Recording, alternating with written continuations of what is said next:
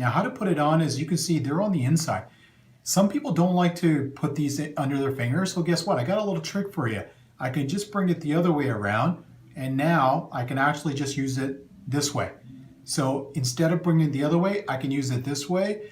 But some people, they have an issue with the straps coming off as soon as they do that. So if that happens, you can again fold it back on the inside, and then I can put it down. Now, a lot of people tell me that, hey, my fingers are too big for this, but actually, this is an elastic band. So if I just kind of ease that into this, watch this. Look at it, look at the amount of space that I have there. So feel free to kind of loosen it up and then loosen it up this way and just kind of put it right onto the fingers. So I'm just going to quickly put this on here for you. And there we go. So you can do all 5 fingers. And we're going to go right to the last one. And if you look at it, now I can go out and in and out and in and get good extension going. Also, these things are really going to hold on to the fingers. They're not going to pop off. So one way is kind of doing it this way. And again, the other way is you could turn it inside out and do it this way if you want to make it a little bit quicker. Also, what you're going to find out is, let's go into the next thing, is you're going to find out that this way has a certain extent, certain resistance level. So there's 3 resistance levels with this.